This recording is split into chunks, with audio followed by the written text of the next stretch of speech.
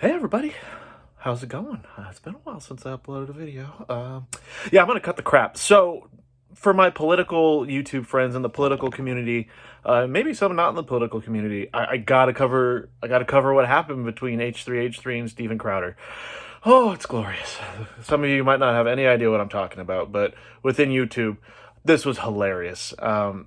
First off, there's Ethan Klein, who's part of H3H3. He has the famous H3H3 podcast. I think it has 3.03 million subscribers. Um, and a few months ago, he put up a video where he basically said, like, hey, should probably listen to the CDC if you wear a mask. You don't have to question absolutely everything. Like, what they're saying is for safety guidelines and with the science.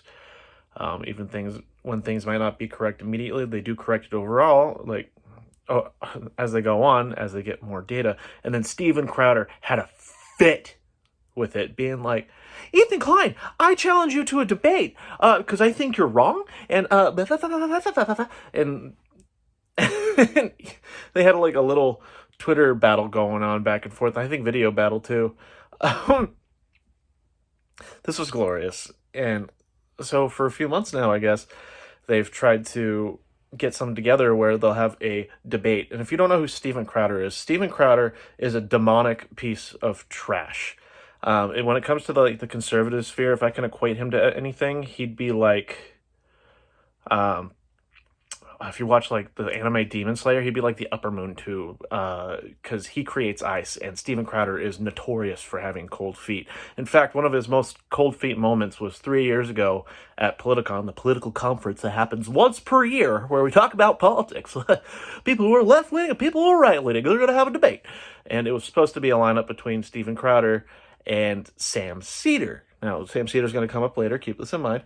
And basically, Steven Crowder's dad said, no, you gotta bail. Don't debate Sam Seder. I'm assuming he said, like, oh, he'll own you because Sam Seder knows stuff. Steven Crowder, he's known for his change my mind segments. I want to have my mind changed. Like, I go to college campuses, I debate college kids who don't really know anything about the subject but are very emotional about them. They try to debate them with me. I'm not really going to move my positions, but I'm going to pretend that I'm willing to.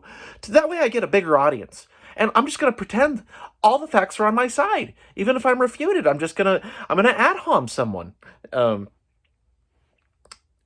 These kids, they don't even have much of like a YouTube platform. They might not even have a channel. They probably don't even have any subscribers if they did. Well, anyway, with Sam Seder is the host of the left-wing talk show, The Majority Report. It's a political talk show. It's been going on for like 10 years, and he has about 1.07 million subscribers. And, you know, for many years, people have been like, hey, Crowder, you're claimed to be the debate guy. Steven Crowder went on Joe Rogan and said, like, yeah, leftists, they don't want to debate me. They're all scared. And then Sam Seder's like, hello. Michael Brooks, when he was alive, was like, hello. Kyle Kulinski, David Pack. I don't know about David Pakman, but I'm sure there's plenty of leftists that were just like, hey, buddy, we'll debate you. And he just never got back to him. Like a lot of left-wing people. Well, let's go forward just a little bit. With the H3H3 podcast, Steven Crowder was going to have Ethan Klein on his live stream. Now, the first time they tried to have the live stream, Crowder canceled, claiming that it was an emergency with his wife. And, you know, I'm trying to give him the benefit of the doubt. I don't want to be like, oh, he totally lied with his wife. For all I know, like, there's a crazy happenstance that there was a medical emergency with his wife, but also it just so happened to correlate with the Majority Report. That same day, they ended 2 minutes early. I think it was 2 minutes early. And then it just so happens that Crowder bailed because he was afraid that Ethan Klein would find a way to get Sam Seder to debate Steven Crowder. Well, Ethan says, like, watch. Maybe he was just saying that his wife had an emergency just to get out of debating you, and Sam Seder was just like, I don't know about that. I mean, Sam Seder's a dad. He was giving him the benefit of the doubt. Ethan Klein was a dad, but he's just like, you know, Steven Crowder, he is notorious for lying. When I was early in politics, like getting back into it, I listened to a lot of his stuff. I wasn't convinced by it. Like, oh, slow down.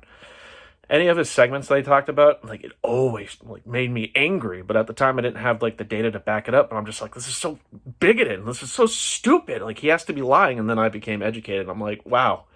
Like when he talked about Medicare for all, I hate Crowder. I hate Steven Crowder so much. Steven Crowder, I'll debate you. I don't care. I don't like you. I don't like you. I'll debate you. Let's go. Let's go. Let's talk about Medicare for all. Anyway, he might take it. I have about 31 subscribers, which is close to a college kid, but you won't understand that joke right now. And then, so what Sam Seder and his crew did is they pre-recorded an interview, and they saved it up until the debate between Ethan Klein and Steven Crowder, the official time it was supposed to happen. Now, again, this is on Steven Crowder's YouTube live stream, and it was over Zoom call. So, if Sam Seder were to intrude on the Zoom call, his name would show up, and it's most likely that Crowder would be like, bye, and just immediately do that. Well, Ethan Klein's producer, Daniel, figured out some sorcery where Sam Seder was already a part of the Zoom call. It's amazing. So, like, Steven Crowder is just like, yeah, we're going to debate. And Ethan Klein said, like, yeah, I'm not a good debater. I made sure to come prepared because you claimed that I was a layup. But I'm not a debater. I'm not into politics. But okay, let's do it. And then Steven Crowder said something, and Ethan responds with, like, do you know about the Spartans? They claim to practice like man love with young children, and Crowder's like, oh, here we go. Here's Ethan Klein backing out of debate, and then out of nowhere you just hear, oh no, Sam Seder, like super like, oh, Sam Seder, oh, this is unimaginable, and Sam Seder's just like, hi, Steven, and I heard you want to debate, and Steven's just ad-homming Ethan for backpedaling, and he's not even talking about the subject, and he's just like, Sam Seder, you barely have any subscribers. You don't even have, like, a 40th, which he actually has, like, a little over a sixth of Steven Crowder's, like, subscriber count. But anyway, all that he did was ad-hom. It was just like, Sam, like, I know last week, like, you're not important, but last week you took 2 minutes, you got off 2 minutes early of the majority report. So he claims that Sam Seder is a nobody, while also making sure to keep track of his show and knowing that he left 2 minutes early and was totally called out on it. So Sam Seder was actually a factor in what he was afraid of. He could claim that he can't, but this is like, he's going to have to backtrack on that, because I don't know, Crowder's voice was literally trembling, and he looked like he was about on the point of tears. And like when Sam Seder came on, the camera went on to Steven Crowder's like co-host, and it was on his co-host for like a minute to a minute and 30 seconds. So I just imagined Crowder was just like, yeah, Sam Seder, what do we do? Got it. Like, we gotta cut it early. His dad was just like, yeah, son, you gotta cut it early for your own safety, because you're about to get your ass kicked. You're about to get your ass kicked by Sam Seder. He knows a lot. And, if you don't understand the context, Steven Crowder's dad does his booking. That's his manager. As far as I know, I haven't heard anything otherwise. And then Crowder was trying to dunk on the credibility of Sam Seder about the political stuff. He's like, yeah, how do you know that? Do you just not do your research? Like, yeah, my dad, like, they said this thing. It's just a bunch of gossip. And I'm like, well, it's more credible than anything that you said about backing out of with Sam Seder, because literally for the last 3 years, Crowder has said nothing about him getting cold feet against Sam Seder. And this was amazing with the H3 podcast, because this went on for about 7 minutes. And then eventually he was just like, yeah, okay, I'm going to go. But one more thing.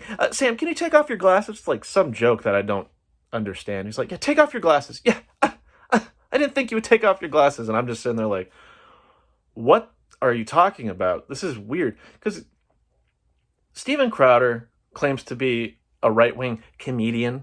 This is his way of like backpedaling, being like, no, that thing I did, that really racist and bigoted thing and that homophobic thing that I said, it was a joke. It was a joke. It was a joke. Why am I being demonetized? Censorship. I can't believe it. I can't believe it. I'm being censored. He always pulls that like victim card mentality. But he did that to Sam Seder, and then I don't know. I think, like I said, he's like the upper moon too in terms of like conservatives, especially on YouTube, because he used his demon art cold feet and backpedaled and just left. He cut his shows short, and it was just Ethan and Sam Seder being like, yeah, we knew that he was going to bail because he doesn't actually know about the subjects. If you know about the subjects, or you claim to know about the subjects, you should be able to talk to anyone about the data. Anyone. But no, Sam Seder actually knows what he's talking about. Steven Crowder's afraid of Sam Seder. Oh man, I wish it was Michael Brooks too if he were still alive. But he would have been picked apart by Michael Brooks. Oh man, somewhere... If I wasn't atheist, I'd be like, somewhere in heaven, Michael Brooks is laughing hysterically still at this debate to the point of tears. Man, because I got to give Daniel, Ethan's producer, credit. I don't know what it is. Maybe he has some technology breathing, and he's like, technology breath, Zoom invasion, and just cut off Crowder's head using the Sam Seder technique. It was glorious. I'm going to put the link in the description at the bottom. But I hate Steven Crowder. I can't stand him. I'll debate you. Because that's the other thing. Steven Crowder was just like, Sam, you don't have any subscribers. But this same guy will go on college campuses and have these change my mind debates with college kids, like random college kids. But when Sam Seder's there, it's just like, you're not big enough. You're not a big enough leftist. I'm like, come on, man. Look for any like huge leftist, like, with their own show, maybe TYT, maybe, but look for someone with their own show who has as many subscribers as you. Oh, Steven Crowder. He's not a funny comedian, but this is the most hilarious joke because he's also like, I'm the free speech guy. Like, I keep getting demonetized and I keep getting censored by YouTube. Like, they don't want me to see any of my, they don't want anyone to see any of my stuff. It's crazy. It's so crazy. They don't want to see any of my stuff. And yet, on his live stream, he disabled all comments during the stream. Wow, that's my free speech guy. Way to go, Steven. You're so into free speech, you're going to censor it when you're humiliated. And it's really great to see people converting from Steven Crowder over to Sam Seder. I'll go on Twitter, and people are just wrecking Steven Crowder. And you have his occasional stands, like those Steven Crowder stands, like, yeah, we believe in you, Steve.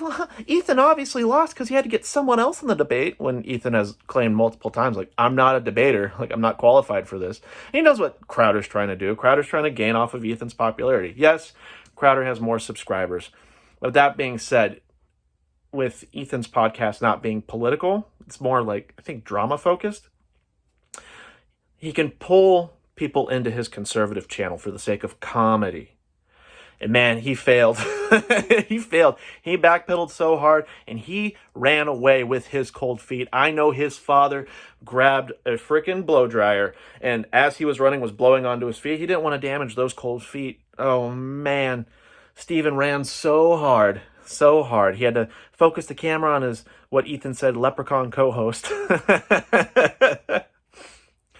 Oh man.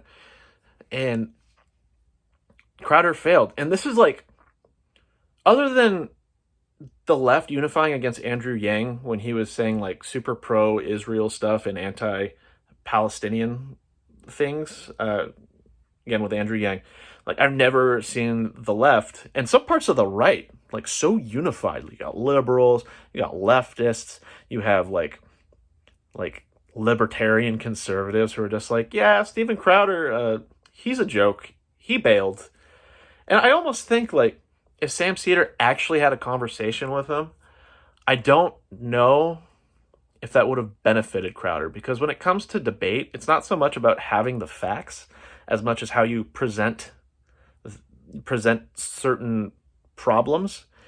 And I hate to give it to Crowder, as unfunny as he is. He has a little bit more charisma. He's a little bit more animated. Where Sam Seder, you know, not much of a comedian, but he has good things to say. And so, because Sam Cedar went against Charlie Kirk, and Charlie Kirk, as much as I think he still lost, did a pretty good job.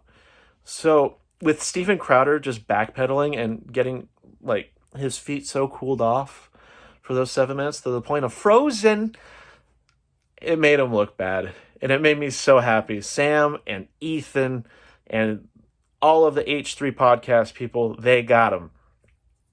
Like, oh, it was glorious. I'm going to put the link in the description. I do recommend watching it.